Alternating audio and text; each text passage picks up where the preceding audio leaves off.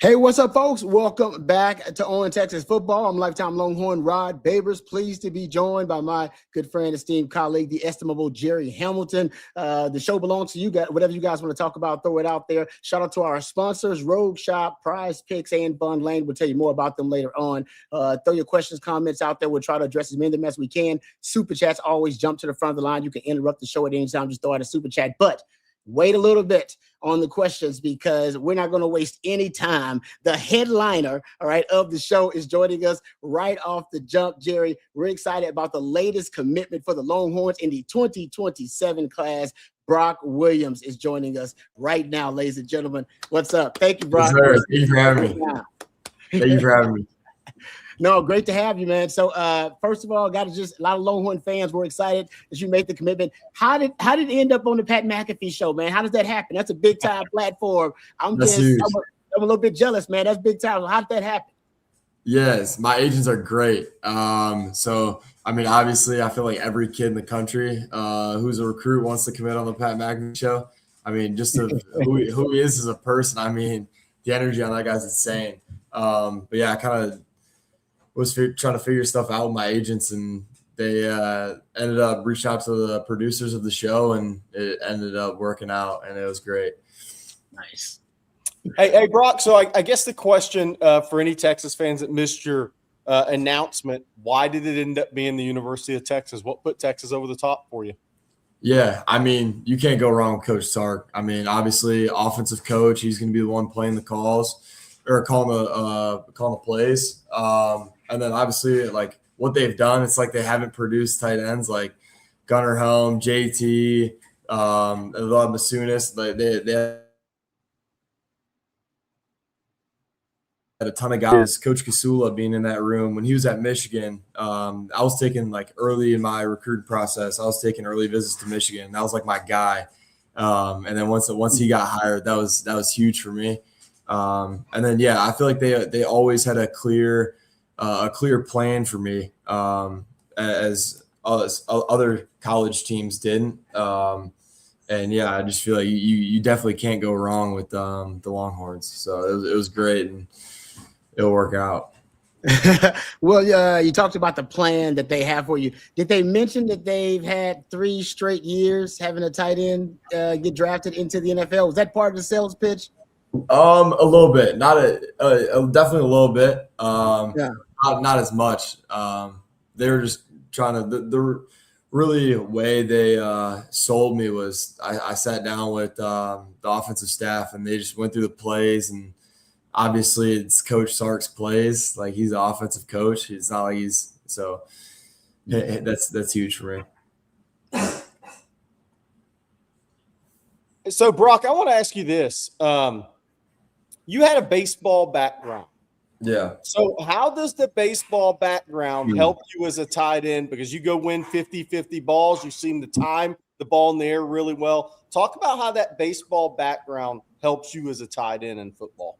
Yeah. So in baseball, I played center field, and I think that's huge. As a tight end, at least getting the balls in the air. Obviously being in center, you got to run the whole outfield and jump up and grab some balls, make some diving catches, and I feel like that correlates very well to playing tight end.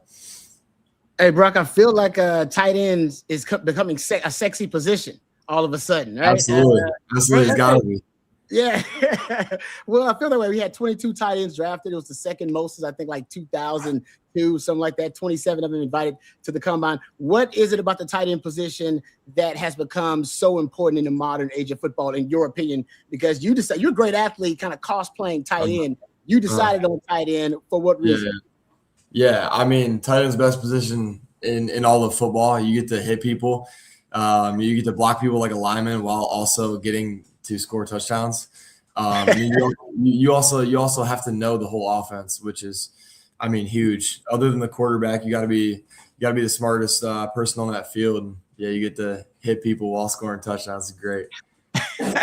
So I think I'm speaking for every Texas fan. We got to know, how'd you end up being a punt and kickoff return man for Libertyville High? I mean, did you talk your way into that, or was it pretty much like, okay, you're the best athlete on the squad, go get it?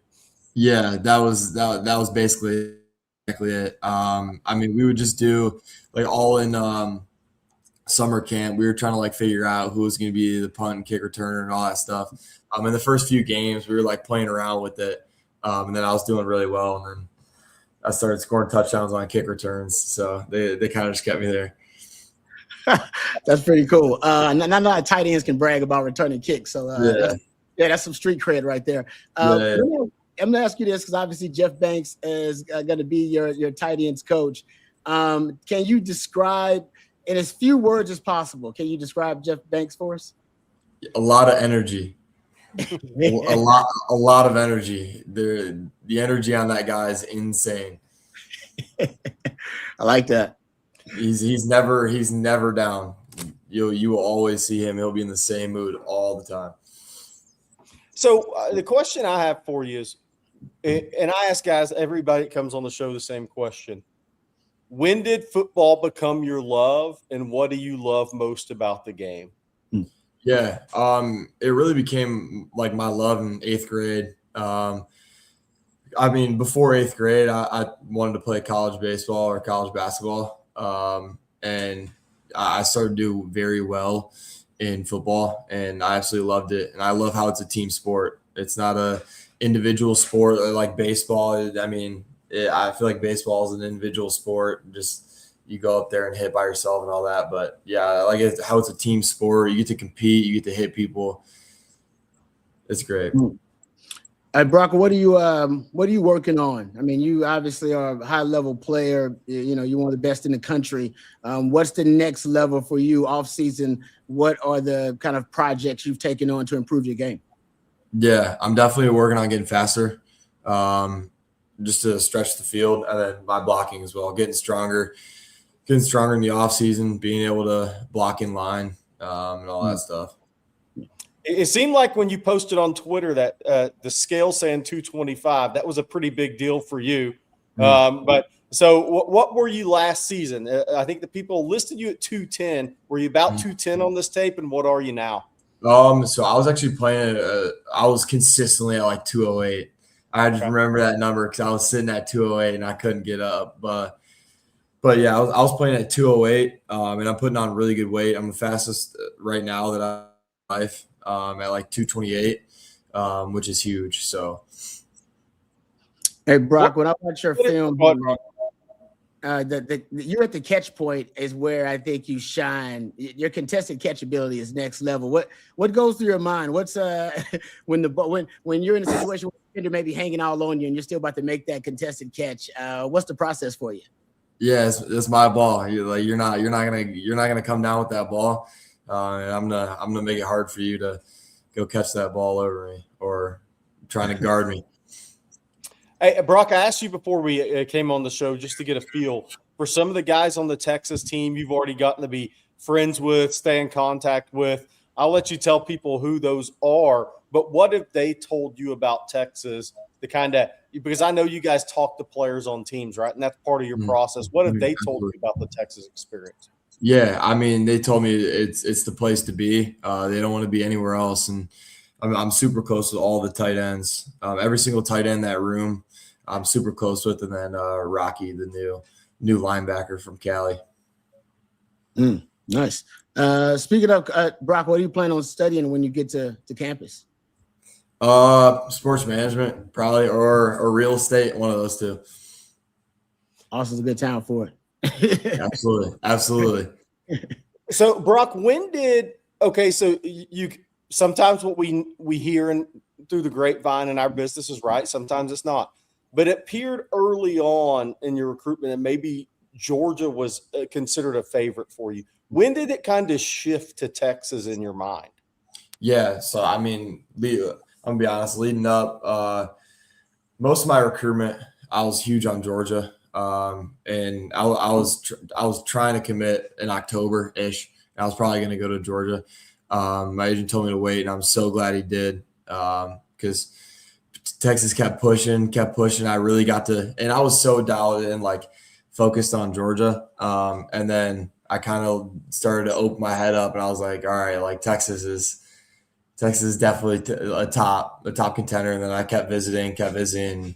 just fell in love with it. It was absolutely amazing, and decided to go with it. Hey, Brock, Texas has not gotten a lot of players out of at area in Illinois, right? The Midwest. You're one of the few that I can remember. As a youngster, and you're still pretty young, but even younger, did you have a college team? Was Texas even on the radar when you were much younger in your kind of football infancy, or did you have a team that obviously before Texas that you were kind of loyal to? Yeah, growing up, so my parents went to Iowa, both of them did, and I grew up going to Iowa football games. So growing up, I was a huge Iowa Hawkeye fan. And they had a ton of tight ends come through there. It seems like every tight end goes to the NFL from Iowa, Rod. Yeah, they do. So did it become an SEC thing for you? Did you want to play in the South? Mm-hmm. Yeah, I definitely wanted to play in the SEC, 100%. Wow, man, that's a hell of a endorsement right there. That because you just talked about a factory for tight ends that you were connected to, and yet you want to play down south, play with the best, and play against the best in the SEC. Absolutely, exactly. Yeah. Hey, so we obviously Texas fans see you tweeting at other recruits. Kind of what's next for you? You get that's kind of part of the fun, right? You get to get involved in the recruiting process of others. Who's some guys you're working on, man, without giving too much away here? Yeah. So I mean, right after I got off the Pat McAfee show, and once everyone left, I hopped on Twitter and I started recruiting right away. I mean, I feel like that's something that's got to happen, and that's huge. That's my role now. I'm gonna talk to the coaches and see who they want and who I can go after, and then I'm gonna come in on OVs and try to get these kids. But yeah, I talked to Montre. He was on my Cali Power team. Yeah. So I've been trying to get him. I think we'll have a pretty good chance at him, but I'm trying to get him really bad. When is your official visit to Texas? It's June 5th. You're all going to come in that first weekend, okay? Yeah. But I'm definitely gonna make some other weekends to try to get some kids. Brock, do you plan on being an early enrollee when you come in? Absolutely. Man, seems to be the way these days. Hey, Brock. So Rod said something earlier. The last high school prospect to sign with Texas from Illinois was in 2002. Hey, that's a heck of a long time, way before Brock. So was the Texas tight ends, was it almost like a proof of concept for you that you could look at that and say, okay, they've had guys similar to me. Maybe I'm more athletic than some of those guys, but you can see it. Kind of like you could with Georgia, obviously, with Brock Bowers. But is that proof of concept? Was that really big in your recruitment? Absolutely. Good. I mean, at the end of the day, you got to go somewhere where you know you're going to get developed. And, I mean, your position coach and overall coaches in general and the offensive staff, you guys have to have tight ends that are developed. It's just proof. Like, I feel like every position player wants to see someone in their position do great under that coach. But yeah, that was huge. That was absolutely huge for me. Mm-hmm. Brock, before we let you go, anybody you as a tight end you look up to, kind of patting your game after? Yeah, Loveland, Colson Loveland. I feel like body type, just how he plays, I feel like it's very similar to me. Yep, we've actually gotten that in the chat a few times, especially right after you committed. That was one of the top comps out there. Thank you very much, and congratulations on all these. Of course, thank you so much. And we appreciate you coming on. Yeah, of course. Thank you guys for having me. All right, hook 'em, brother. Thanks, Brock. All right, see you soon. That's Brock Williams, the latest commitment for the Longhorns, the 2027 class. All right, so I was a fan of the film. Now I'm a fan of the young man as well, getting a chance to talk to him. He's fantastic. Yeah, and look, the reason I asked about all that stuff, the Georgia and the Texas, it's like, though, I just wanted to get into more of his decision. And I love what he had to say, because I think, Rod, nowadays with NIL sometimes you can miss proof of concept. You can miss some things that were always so important that were maybe 1 and 2 in recruiting for many years, things you looked at even coming out, right?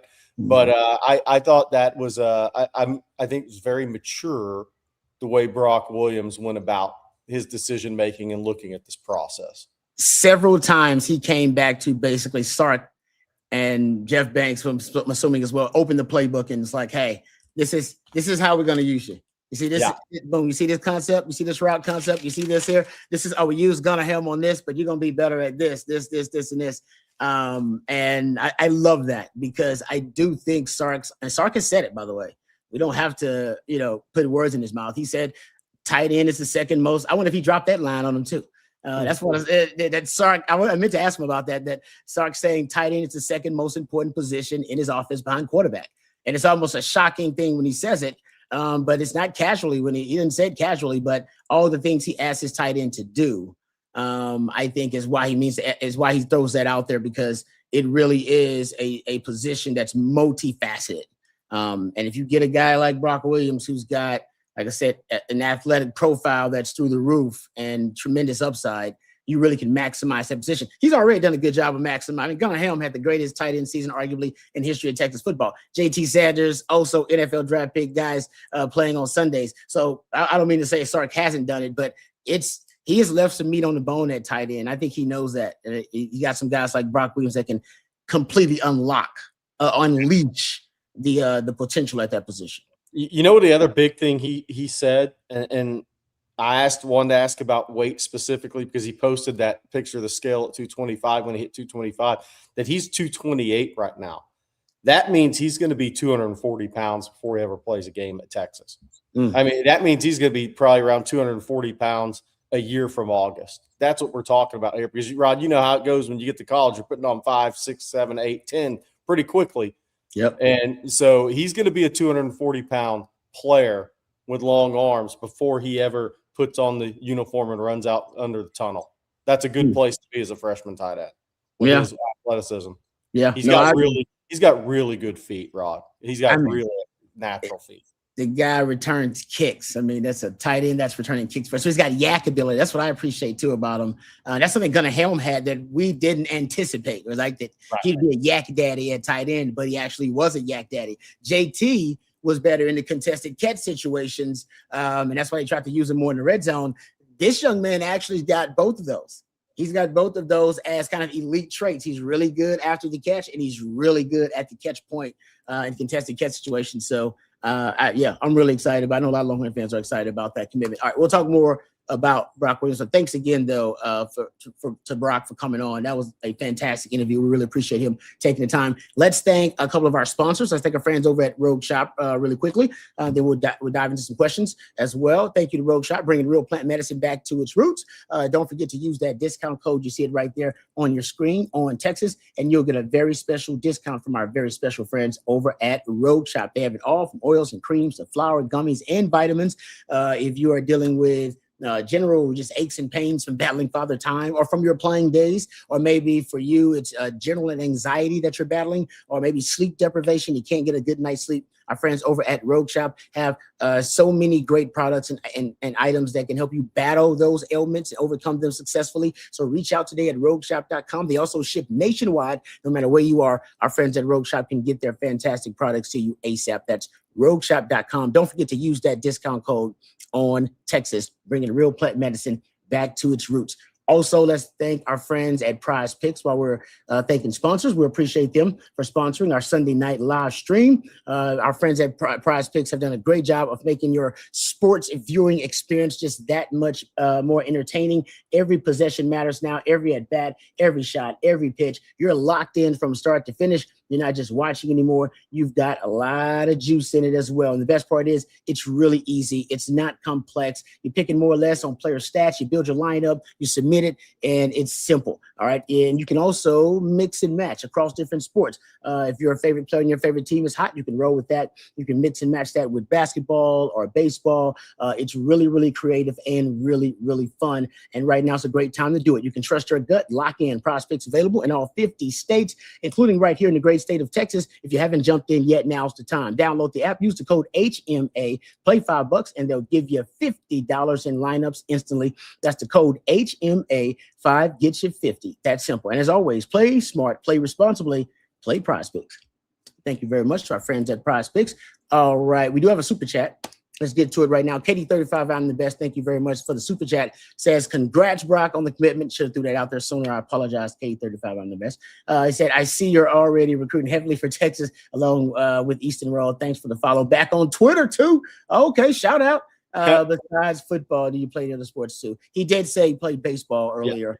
Jerry threw out that question. Thank you, Katie35, I'm the best. So I didn't see the super chat during the interview. I apologize. That's on me. But he did say baseball, and he said, and when did he say he stopped playing baseball? He stopped playing last year when he got hurt in 7-on-7. They actually won state in baseball at Libertyville spring of his sophomore year, but he got hurt in 7-on-7 and missed part of the season. His dad played D3 baseball.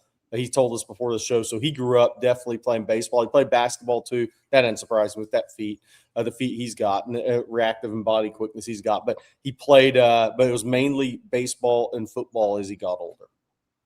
Okay. All right. Thank you, Katie35. I'm the best for the super chat. Appreciate that. That 2027 class is starting to heat up. There ain't no doubt about that. I feel like there's some momentum now building. I would say the best recruiters are players. Yes. Nowadays it's different. I was saying this back pre NIL and pre transfer portal and pre revenue sharing. Different era now, but I still think it is true because players, they now actually, because of all the camps and all the pre-existing relationships and social media, they actually are now closer. There are less degrees of separation between the great players. Like back in my day, you had to you meet up with other great players, maybe at a camp if you decide to go there. But these guys go to camp starting when they're like sophomores and stuff like that. Yeah. And on social media, they reach out. They know all the other great players too.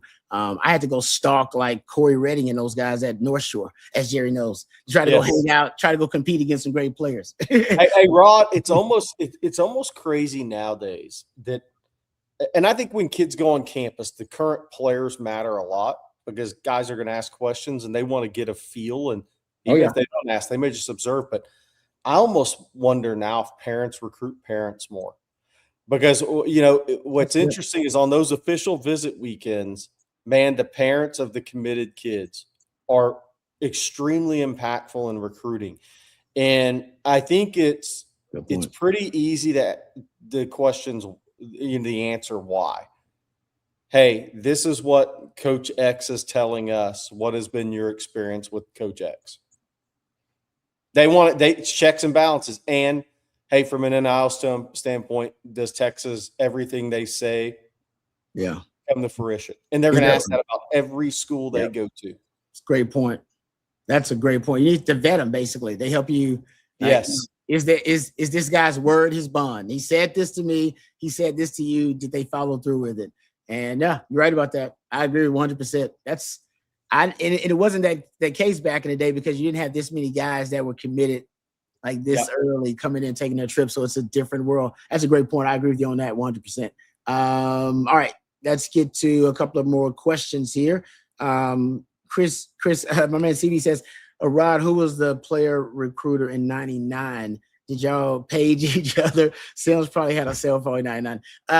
We had, I believe I had a cell phone when I first went to college. I believe I did. It was like, remember the Nextel? Remember the old Nextel? Well, and you like the walkie-talkie kind of feature of the Nextel? I believe I had one of those when I first went to college. You didn't have the ability really to recruit like this, because social media has really given them the ability to recruit like publicly for the school they're committed to already. That was hard to do back then. You didn't have many ways, like I said, to contact guys to recruit for them. Now, when you went back to Houston or went back to your hometown and that was a big time recruit or a big time player, and you somehow either went to a workout or something and they were there, then you could, obviously pitch and try to get them. But other than that, you didn't have these opportunities. Social media changed the game. It did. You know what it changed? Great recruiters. Like Tim Brewster was the recruiter in your class. He could weave whatever he wanted to weave. Man, he was a beast. He was a Ric Flair recruiter. Oof. Yes. And the great recruiters like Tim Brewster, they could dial it up, and they controlled messaging the time through recruitment. Nowadays, you can't really do that because of social media. The guys just knowing each other, talking all the time. But back in that day, when Rod came out in the years before that, man, the great recruiters had a real advantage, and that really were on top of the top peak of the game in recruiting. Brewster was as good as there was back then. That's true. And he would call us on like a 3-way call or a conference call and get you on the phone. He would actually get you on the phone with other recruits like Sims and like Bo Scaife. I remember getting us on the phone. I don't even know if that was illegal at the time or not. He'd be like, "Hey man, this is my boy Rod B down in H-Town. He coming along board. You better jump on board, Bo Scaife, Bo Skis." And we'd be talking to each other. Like I said, it was a wild recruiting method, but it was a narrative. His narrative was basically all the best players in the country want to play at Texas. Watch. He was like, watch. Almost watch this. And he did. It actually happened. He got Sims on board, and that was the late one. And they ended up getting C-Red. I don't think Brewster directly recruited C-Red. They got the best players in the country in that 99 class. It was number one class. All right, good question there. How about this one? From Jedi Master Beaver says, next David Thomas. Jerry says, what was David Thomas size-wise coming out of high school back in the day? I think he was 6'3", 215. Yeah, so he was lighter. He was lighter coming out of high school. Yeah. He was a little lighter from what I remember. Okay. Somebody correct me in the chat if I'm wrong, but that's what I remember on him, between 210 and 215. But I don't think guys were as big back then, Rod. I mean, like, in general. I agree with you, Jerry. Like I said, when I go out to practice, I feel the same way. I'm like, man, all these dudes, all of them, like a small guy out there really stands out. And it didn't used to stand out so much when I was playing. To be a smaller dude out there. Because I think they're all bigger now. I agree with Jerry on that. I mean, Jonathan Scott was like 265 pounds coming out of high school at 6'7", 270 max, right? I mean, Derek Johnson was right at 195, 200 pounds coming out of high school at 6'3" and change. Mm-hmm. I mean, so it's guys are 10, 15, 20 pounds heavier nowadays. And offensive line guys 30, 40 pounds heavier nowadays. And I think there's a lot of reasons for it. We don't have that long of a show. Maybe that's a show at this different time to have a discussion about. It's going to be some conspiracy theories on that show. I don't know. It's going to be some conspiracy theories and all kind of stuff thrown out there then.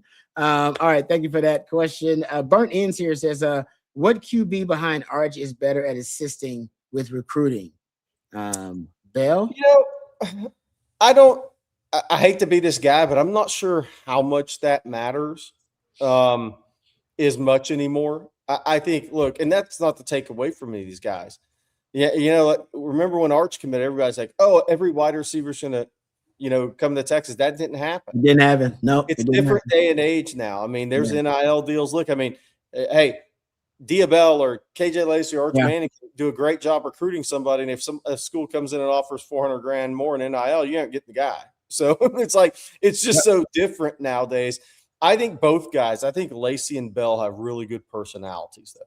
I think KJ Lacey's got a great little recruiting personality, but I think both those guys do. And obviously everybody's personalities are different, but I think both those guys are not lacking personality. I'll say that. Can I ask you a question? I was talking to a coach about this, and they said it was that theory because they said they hadn't done research on it, but it was an interesting conversation. Does Texas give out the fewest offers at quarterback cycle to cycle? Pretty much, yeah. That's what he was saying. He was like, he believes it's the fewest offers just because he's like a recruiting. He just not a recruiting analyst or anything. But he was like, he believes it's the fewest offers when he looks at compared to the other big time programs around the country that they just don't. They don't just offer a few quarterbacks every cycle. They're just very, very careful with it. Look, Texas offered 4 in the process, and they didn't really push. Not saying he's not going to be a good player. Didn't really push for Peyton Houston. Mm-hmm. So, and they, from an NIL standpoint, they didn't push for Kavian Bryant. So, I mean, if you think about it, the one guy they were all in on was Brady Edmonds, who was starred at their camp. And then after that, it was Ty Knutson. So, if you look in 2028, which is now quarterback recruiting is hot. In 2028 itself is not, but quarterback recruiting is. Texas has offered 3. Jaden Wade, who is committed to Georgia at IMG. Neiman Lawrence, who we believe is the top guy on the board. He's at American Heritage. He was at Miami Northwestern last year. And then Graham Simpson, Simpson's little brother in Martin, Tennessee. Obviously, his father's a college coach there. They've offered 3 in 2028. One's committed elsewhere, and Neiman Lawrence is their top guy right now. We'll see. We'll see in June camp, because AJ Milwee was out seeing a bunch of guys, but they haven't extended any new offers. We'll see if anybody shows up in June camp and throws in front of Sark, and that gives Neiman Lawrence true competition in the push to be the guy. Because Milwee did his part. He went out in May and looked at a bunch of guys, because he recruits quarterbacks exclusively. Now I'm sure they'll bring 2 or 3 guys in for camp coming up in June, so Sark can watch all of them throw. But right now, I think Neiman Lawrence is the guy. And I think they have 3 offers out, and one's committed to Georgia, so it's pretty much 2. So to answer your question, Rod, somebody may be tied with Texas, but I don't think anybody offers less unless they get their first guy early, and then they just don't offer anybody else in the class. Yeah. And is there a perception among like prospects that, oh man, that Texas offer means more now because there are fewer of them? I think so. I think it absolutely does. That's good then. Yeah, I'm sure that's the intended purpose. All right, good stuff there. How about this one from Coach Steve Sarcasm? I love that. Which player / position group would be the best bang for the NIL buck? I love conversations like this. I love this too. It says production per dollar. I love this because I actually, and this is unrelated because I want to get to this question too. So keep it up there. Thank you, Coach Steve Sarcasm. Because I think I was talking to CJ about this. Like who's the best value in terms of best bang for your buck last season? Like what player did you get the best value of last year compared to what you had to pay him? And I mean, you can say Arch, but probably not because you paid Arch a lot of money. And it's like, there's no doubt it's probably a guy like Ryan Niblett, who I don't know what you were paying Ryan Niblett, but he won you a lot of games. And maybe it was at one point, maybe it was a Taft who was a walk-on. I'm sure it wasn't last year, but maybe in 2024, guy ended up being an All-American for you. That's a walk-on. I don't know how much they were paying him. Probably not All-American caliber numbers. So I love conversations like this is my point, Coach Steve Sarcasm. All right, Jerry, what's your thought? Which player position best bang for your buck in bang for your NIL buck? That's good. I think number 1 is easy if you have a really good kicker. Oh, yeah. That's good. Because they're not going to be high dollar earners, but they can actually win or lose you games. Like they affect W's and L's at the end of the game. And I think that's the easy one. Somebody mentioned linebacker. Oh, that could be a good one. Yeah, actually. How about center? Yeah, because you're not, like I said, I don't know how much they're paying them, but that's center's not getting premium position money, but yet the center is, I think, it's the second most important position on the team to the quarterback. And by the way, the quarterback can't do his job if the center's not a really good player. The center might be it, Jared. That's a good one. I think it's the most underrated player in football, underrated position. Yeah, I like that. That's good. I mean, Jake Majors for 4 years as a starter. I don't know what he got paid in NIL, but it was probably as good a bang for your buck as you're going to have on the Texas team. You know, sometimes it can be, and obviously, yeah, I think you're right, Jared, in terms of the center one is money. It really is. That's it. But remember, like last year, I don't know what they were paying Matthew Caldwell, but for him to come in that situation, that Mississippi State game, and basically help you win a game, I guess it was worth every penny. I don't know. I don't know what they were paying Matthew Caldwell. Worth every penny. Because think about where you'd be if he didn't come in and make that throw and had ice water in his veins. If he came in nervous or something like that. Nope. So backup quarterback might be a 2 because knock on wood. You don't want to have to worry about that, but it's always a critical situation potentially. I like your answer about center, though. I think that's a good one. Yeah. Like I said, last year was Ryan Niblett. I'm sure now Ryan Niblett is being paid. He's All-American now returning, so I'm sure now he's got a higher value overall. But last year, it was definitely Niblett last year. There's no question. Trying to think of who else it could be. Could it be anybody on – yeah, I'm trying to think about somebody maybe on the defensive line that it could be. Because, like, if a guy like – I don't know what Brad Spence is being paid, but Brad Spence ends up being like your second best pass rusher on the team. Right. Right. You know what I mean? Like, and we don't know who that guy's gonna be. But what if it in sub packages it is amigo Brad Spitz just wreaking havoc in situational, passing, predictable passing situations? Like it can end up being that guy. Like I said, I don't know what he's being paid, but something tells me it ain't. Rod, you hit on safety. Safety, I think, is probably right there. Oh, that's good. Yeah. Now, Jonah Williams was probably a big NIL deal. He was a 5-star prospect. But what was Jelani McDonald coming out? And where's he at now? He's doing well now, right? He's earned it. But maybe that safety before they hit it big. Like you said, Michael Taft early on when he just kind of boom, he's going to become a player for you. Yeah. Yeah. No, that was, like I said, that he was Michael Taft was probably it in 2024. Niblett was probably it in 25. I don't know. That's a good question though about who it's going to be in 26. I like that question. All right. Hey, Rod, backup quarterback's big because Texas Tech needs theirs to be good. Boom. Yeah. Man. Iowa State needed Rocco Beck to be a dude.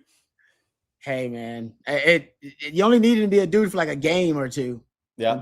Until the guy's ready to go. But for Texas Tech, it might be a more dire situation than that. I know.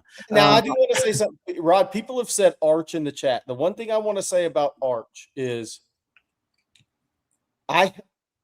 Rusty Mantel, who covers Georgia, obviously has been on the show. We've known each other a long time. We jokingly used to say Arch Manning was $100 million recruitment for the university that got him. Mm-hmm. I think that's probably true. So maybe a guy like Arch goes beyond the football field. That's just one of my things with an Arch Manning level guy, the name, because there's only one of those. Maybe Marshall Manning will be that guy for Tennessee, because I'm sure he'll end up at Tennessee if Peyton likes the coach at the time. We'll see. I'm not sure the system right now is what he's looking for, but I think that the Arch Manning recruitment for the university was huge deal. Yes, we saw a picture of Arch on the plane this weekend. Yes. Yeah. Did we get an explanation for the middle seat? I think it sounds like he gave his girlfriend the window seat, which is probably a smart move. Okay. Is that just a theory, or do we know that? Why? No, we don't know for sure. But if that's his girlfriend, I'm guessing he did the right thing and gave her the girl seat. Everybody still wants to know, like, hey man, yeah, what happened? How did he get in the middle seat? It's like, I don't know how he's in the middle seat, but it just shows you that he's got a humble spirit. The young man does. Yeah. All right. Yeah, he's humble. Like most guys, he's a Manning sitting in the middle seat. Like, what's the last time a Manning sat in the middle seat? Right. It's like, yeah, you know what I mean? So that's saying, man, I took the photo. But no, I agree with you about the free media alone. Yes. Like that's a term, right? It's the free exposure you get from the 24/7 news cycle, the impressions, social media, all this kind of stuff. That's, if you could value that, and I'm sure there's a company out there that actually does it. I know there are companies that do it. I'm with you. Over 4 years, he's been. It will be, no doubt, it'll be $100-something million, and like overall value to the University of Texas athletic department. From Arch Manning. I totally agree with that, especially if this year works out the way we think it's going to work out. I said it was the greatest celebrity endorsement in college sports history. Yes. That's what it was. Because Sark, remember, forget Sark hadn't turned the program yet. The program was still down when that dude committed. It was still down. I remember at the time saying, program is not, we all see the vision, but it's not where Sark wants it to be yet. And the Mannings must have believed it. Like they believed the vision. They bought in, or at least the Manning that mattered anyway. Yeah. So I always said, if the Mannings was the first family of football, believe in Steve Sarkisian, hell man, who are we to judge? We need to believe in him too. Turns out they were right. Hey, Rod, this is a follow-up. Chris asked, what was Sims' value? You know who I always said Sims was like and was Peyton Manning as a recruit. And I said that because a lot of times, Tennessee won the national championship the year after Peyton left. Mm-hmm. Texas won the national championship, 2 years after after Chris, maybe 3. Yeah. But those guys never – and I think that now you look back on it, you do. But think about all the players Peyton recruited to Tennessee. Think about all the guys Chris helped recruit to Texas. Oh, yeah. And how that impacted the program.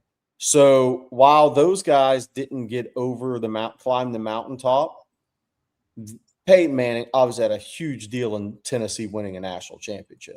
Think about all the guys he helped recruit on that roster. Back when all these conversations about guys kind of following other guys to college pre-NIL, Chris Sims did a lot of that for Texas too. He brought Texas to a different profile.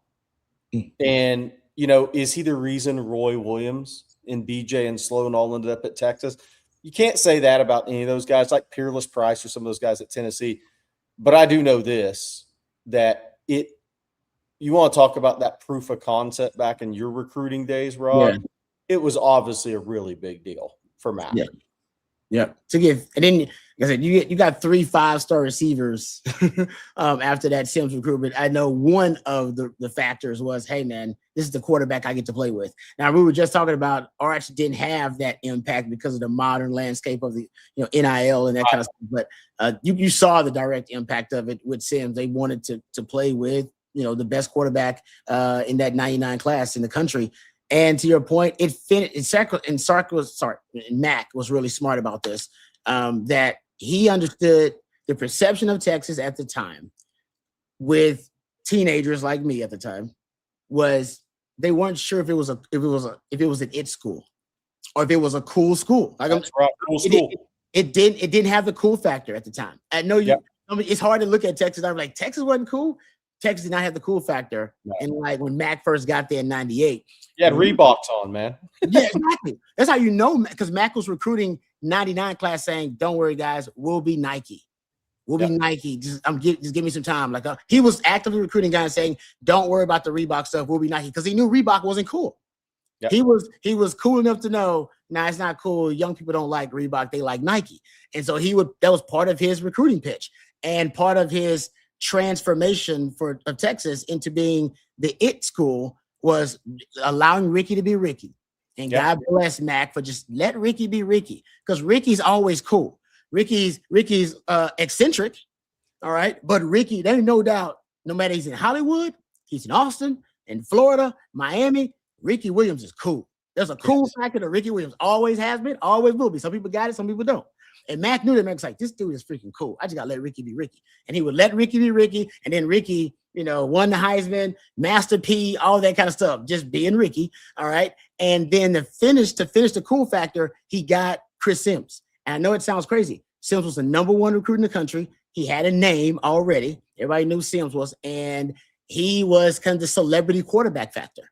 And he flipped in a time where you didn't do a lot of flipping like that. That was, especially quarterbacks, that was rare, very rare. And when he did it, Phil Fulmer had won a national championship.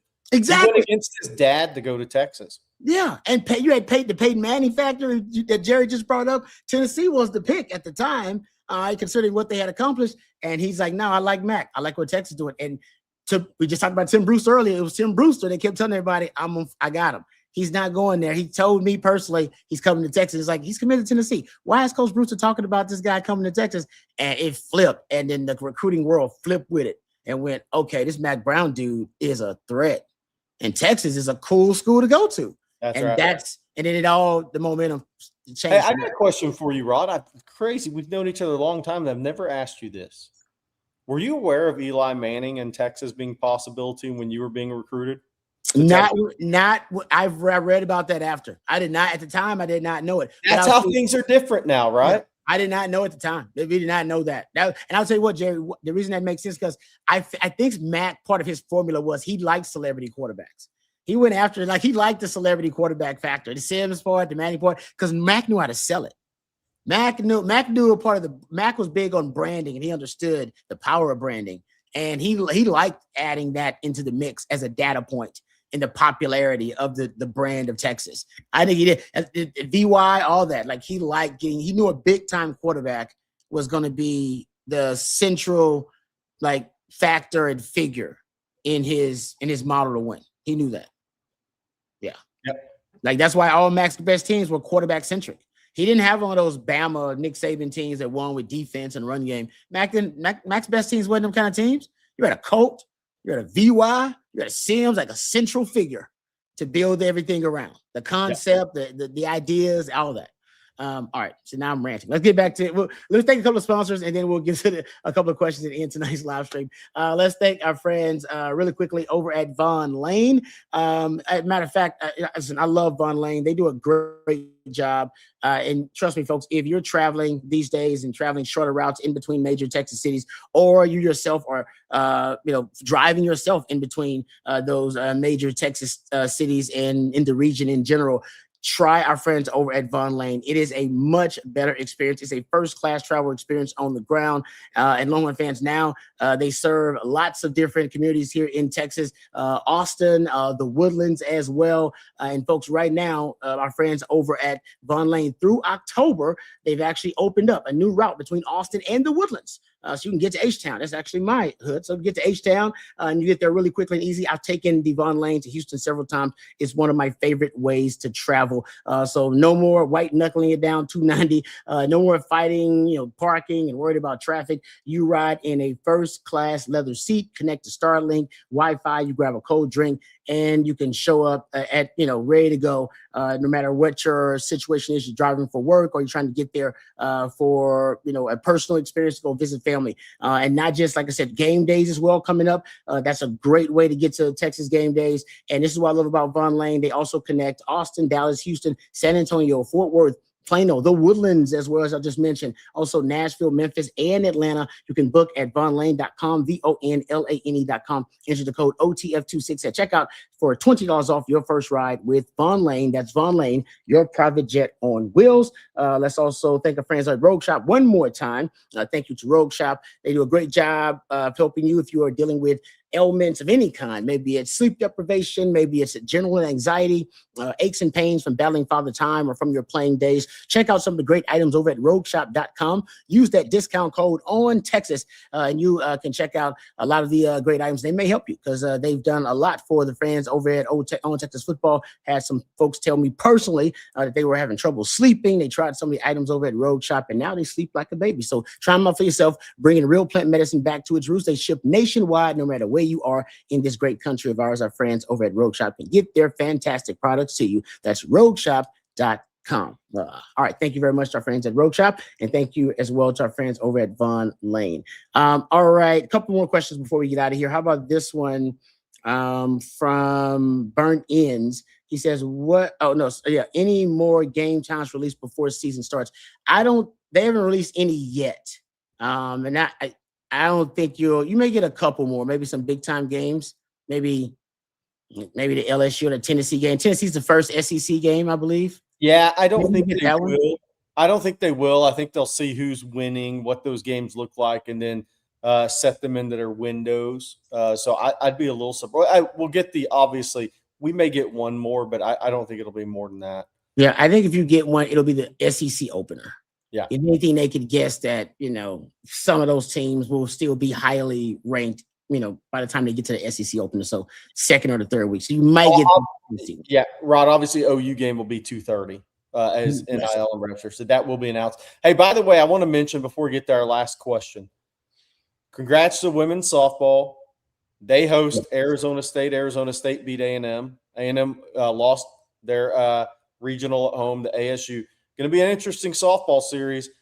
ASU has won 9 games in a row. They were only 11-13 in the Big 12, but they've run off 9 games in a row. They're a hot team coming into Austin. Obviously, Texas is favorite. Men baseball secured the number 2 seed in the SEC tournament, which means they get the double bye and they won't play until Friday. Correct me if I'm wrong there. But they get the double bye because they finished second in the SEC. So Schloss has won a regular season SEC title, finished second in 2 years. That dog will hunt. But that Austin Super Regional to go to the Women's Softball World Series will be this weekend, and that will be Texas hosting Arizona State, who beat Texas A&M twice in College Station this weekend. Oh, man. Yeah. Anytime. That's ugly for the Aggies right there. Yeah. That would have been a great series in Austin if it was A&M at Texas. Oh, that ticket would have been go to the World Series. That would have been amazing. But oh well. Yeah, that ticket, it would have been ridiculously priced. I tell you that too. Texas A&M at Texas softball in Austin, that'd have been nuts. All right, thank you for the question there. How about this one to end it? Because we had Brock Williams on, the tight end commitment from the 2027 class out of Illinois. We appreciate him taking the time. That was a great interview. Go check it out if you haven't seen it yet. Yes, OU Success talking about Dave Thomas. Who's going to be Arch's Dave Thomas? And be the weapon he was for VY. That's good. Who's that? Who's a reliable target that he goes? Great question. I don't know if it's a safety blanket or just because I don't know. Last year obviously was a difference. I feel like he leaned on Parker Livingstone at times, but Ryan Wingo was the number one guy. But who? Like Matthew Golden was easily the most reliable target in 2024. Yeah. Like in clutch situations, red zone, third down, even big time opponents. To me, that's the guy you're looking for. That's kind of Dave Thomas, who always played at a standard, no matter who you were playing against and what situation. I tend to wonder if it's actually going to be a running back this season. Versus a tight end, because I tight end, unless somebody emerges right now, that's not going to be Masunis in the passing. And I think he can be sneaky, but we're talking about JT Sanders and Gunnar Helms, right? Those type of guys. David Thomas for VY. I don't think David Thomas dropped the football in the national championship season. I'm not sure, unless a Nick Townsend really emerges in the season, if Arch is going to have that guy in the passing game at tight end. I think he may lean more on running backs on this team. That's why I don't see it being a tight end. I can see it being a wide receiver. And just being not necessarily not necessarily even a Cam Coleman. Like Cam Coleman. Emmett Mosley, sure hand. Exactly. Plays through contact, reliable. Yep. Exactly. It just situationally he comes up with big plays in key moments, that kind of thing. That's kind of what I see, but I don't see it from a tight end position. Gunnar Helm was the last one we had that was that guy in key moments like that. All right, good question. Yes, OU sucks. Thank you for that. We appreciate it. And yes, they do suck. It's 6:52 and they still suck. Always will. All right. Thank you also to Brock Williams for joining us. Great interview. We appreciate him taking the time as well. If we missed any of your questions, we apologize about that. Please direct them. Jerry will be there bright and early tomorrow morning along with Bobby Burton, 8:15 for coffee and football. So you can direct your questions to those gentlemen. Also, we'll have our Monday night live stream. That'll be promptly at 7 p.m. Myself, Coach Bob Shipley, and CJ Vogel will be there for that live stream. So we'll have a lot of stuff to get into as well. All right, we'll be back tomorrow for Matthew. And by the way, give Matthew some love. He is the real MVP, best in the business. For Jerry, I'm Lifetime Longhorn Rod Babers. Until next time, hook 'em horns.